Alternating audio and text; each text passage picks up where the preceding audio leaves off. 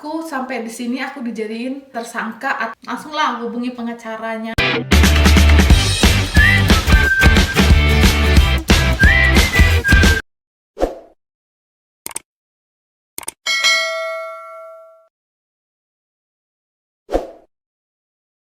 Hai teman-teman, welcome back to my YouTube channel Keluarga Uni Internasional di Jerman. Bersama saya di sini Sri Meta Stompul, asal dari Medan. Halo semuanya, gimana kabar kalian? Semoga kalian dalam keadaan sehat, dalam perlindungan Tuhan Maha Kuasa juga, dan tetap bersyukur dalam hidup.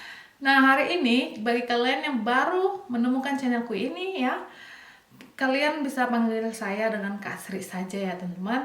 Dan jangan lupa juga tinggalin subscribe kalian untuk channelku ini, dan like serta komentar kalian juga ya tentang topikku ini ataupun tentang video-videoku lainnya yang telah kalian tonton. Terus jangan lupa juga share video-videoku yang sudah kalian tonton, baik yang ini ataupun video-videoku lainnya ya. Teman-teman, aku di sini mau share story juga ya teman-teman. Share story pengalaman aku di sini. Sebenarnya aku sih, suami aku yang nyuruh aku untuk agar aku tuh menceritakan ini ke publik ya. Tapi aku nggak tahu mulai dari mana gitu ya, karena takut aku salah ngomong, takut gimana gitu ya. Aku ini udah mulai gemetar ya teman, gimana mau cerita ini, itu aku bingung sekarang, lagi mikir-mikir kalimat kata-kata yang pas ya untuk bisa kalian cerna juga gitu ya. Karena ini bisa menjadi pelajaran lah buat kalian semua ya, kalau misalnya kalian tinggal di luar negeri gitu ya. Aku nggak tahu ceritanya dari mana ya, tapi aku mulai aja ceritanya dari waktu aku kecelakaan ya teman. Sebenarnya sewaktu aku kecelakaan ini di bulan 12 tahun lalu, di tanggal 4 itu aku udah langsung udah ngerekam video ya teman, kejadian saat itu ya teman. Tapi dengan sesuatu alasan yang mana aku nggak mau orang tuaku khawatir akan aku gitu kan, khawatir akan Ludwig gitu ya. Jadi aku batalkan untuk mempublikasikan ataupun mengedit videoku itu ya teman. Jadi aku langsung hapus videoku itu yang sudah aku record ya di bulan 12 itu, udah aku hapus semua. Terus tapi aku di sini berani ungkapkan ke publik karena suamiku sudah ngasih tahu ternyata ke kedua orang tuaku mengenai bahwasannya aku waktu itu di tanggal 4 bulan 12 itu aku kecelakaan ya. Suamiku udah ngasih tahu kedua orang tuaku ya, makanya aku sekarang publikasikan ya. Tapi aku udah clearkan masalah ini ke orang tuaku ya, bagaimana ceritanya. Tapi sekarang aku mau ceritain ke kalian ya apa yang terjadi di tanggal 4 bulan 12 itu. Sehingga aku sampai di sini aku dijadiin tersangka atas kejadian itu teman ya. So, di tanggal 4 bulan 12 itu ya teman, aku di situ mengalami kecelakaan ya. Tapi aku di situ adalah korbannya. Jadi sewaktu pagi itu aku dalam perjalanan mengantar Ludwig ke sekolah TK-nya.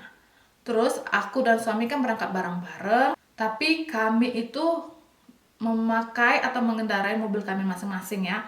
Aku mengendarai mobil pribadi kami yang Tiguan itu yang warna silver, dan suamiku mengendarai mobil kerjanya yang warna biru ya teman. Dan waktu dalam perjalanan itu masih jam sekitar 7.35, 7.40 pagi ya teman. Nah, jarak antara mobil aku dengan mobil suami itu hanya 100 meter saja. Setelah kita keluar dari daerah jalan rumah kita ini dan menuju ke outside Ort ya, namanya sini ada namanya Innen Ort dan outside Ort ya.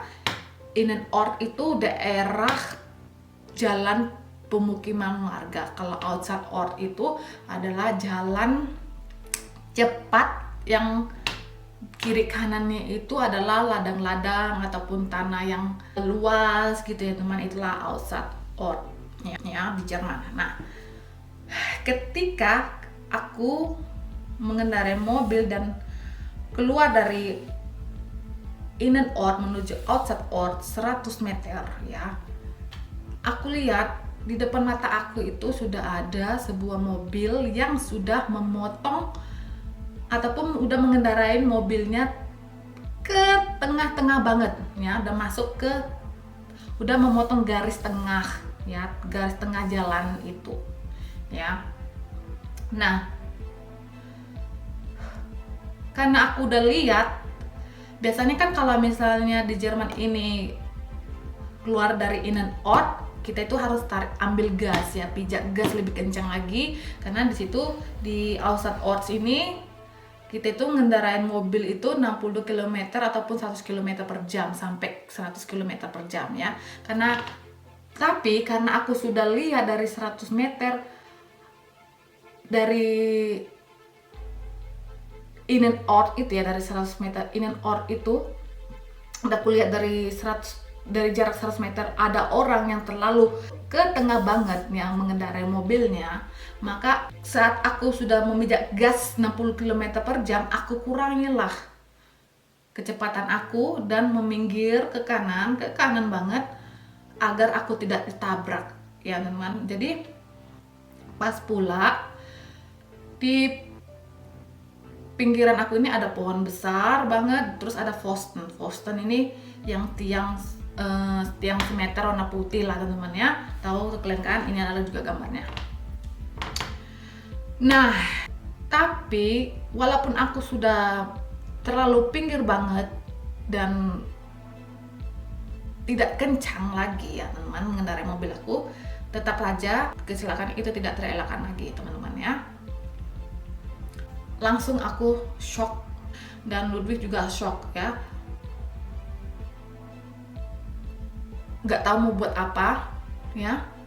Yang aku tahu hanya mengklakson agar suamiku berbalik arah ya untuk melihat keadaan aku gitu. Tapi karena suamiku juga tidak menyadarin ya, lagi fokuslah ke depan ya, arah depan. Dia tidak menyadarin bahwasannya aku sudah tertabrak dan berhenti di TKP. Dan ketika aku sudah tertabrak, stop, bingung mau ngapain, terus datanglah saksi mata yang tepat berada di mobil yang menabrak aku ini kan. Tanya, Sri kamu nggak apa-apa? Dia kenal aku ya, tapi aku udah nggak kenal dia karena sudah lama nggak ketemu ya teman. Ternyata kita itu, si saksi mata perempuan yang berada di belakang mobil yang menabrak aku ini adalah teman aku waktu kita ada di Grappelgruppe, sewaktu Ludwig masih baby gitu ya. Kalau teman-teman mau tahu Grappelgruppe itu bagaimana, videonya ada, videonya sebelah kanan atas sebelah sini ya teman. Nah, dia langsung cek aku ya kan, kamu tidak apa-apa, ada yang terluka dan segala macam pertanyaannya dikasih sama aku kan.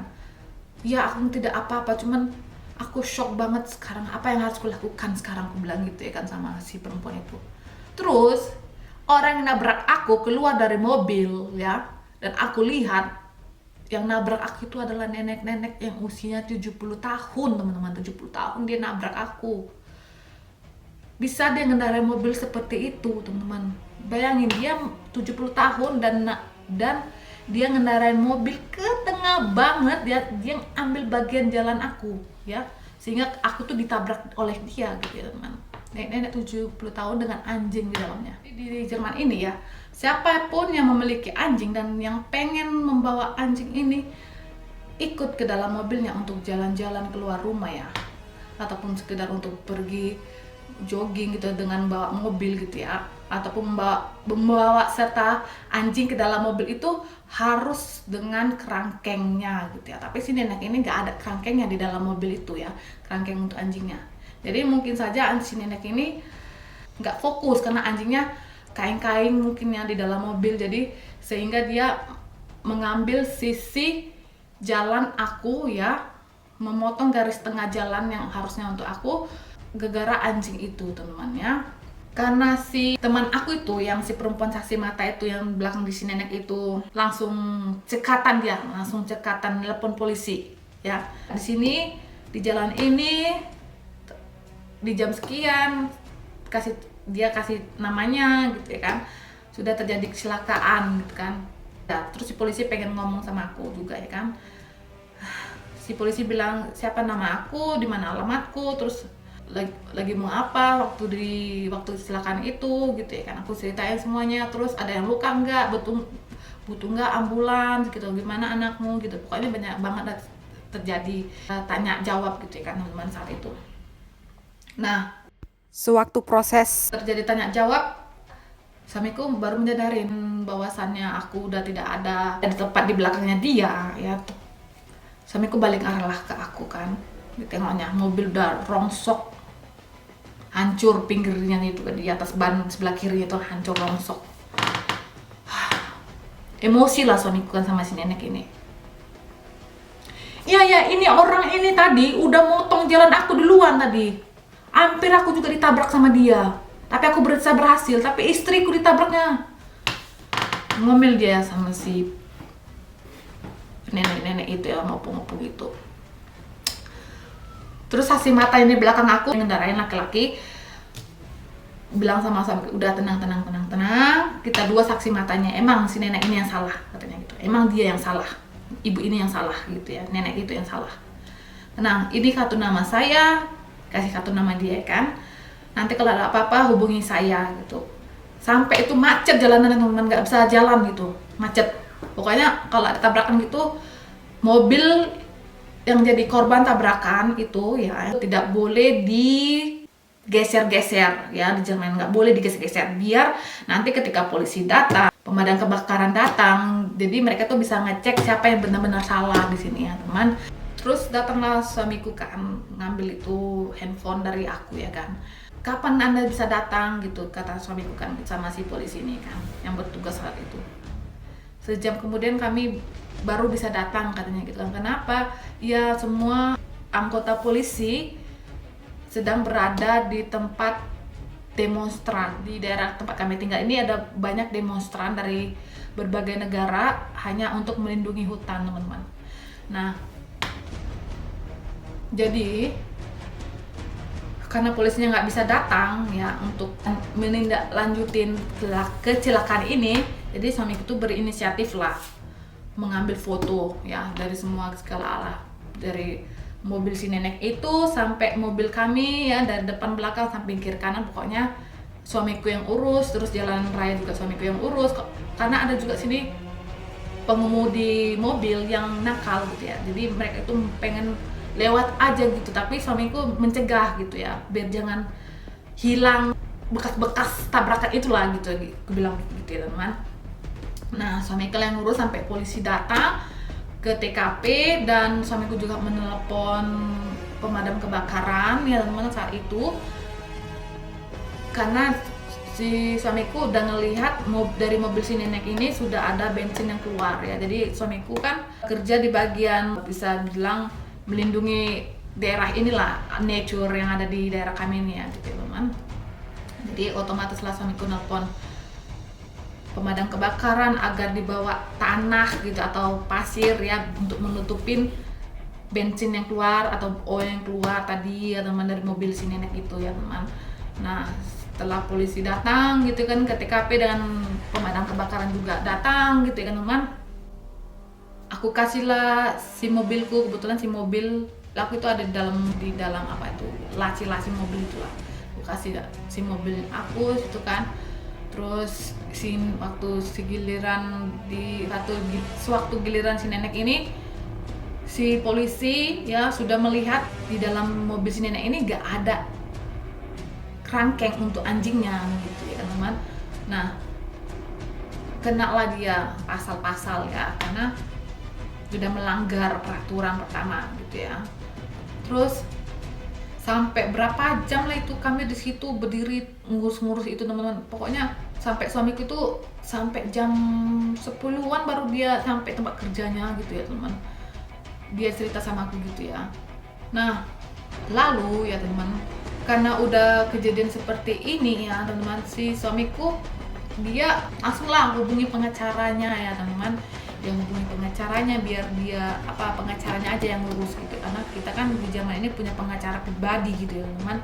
Nah, sampai di pengacara kita hubungi pengacara gitu ya dan ceritain bagaimana kejadiannya gitu ya teman.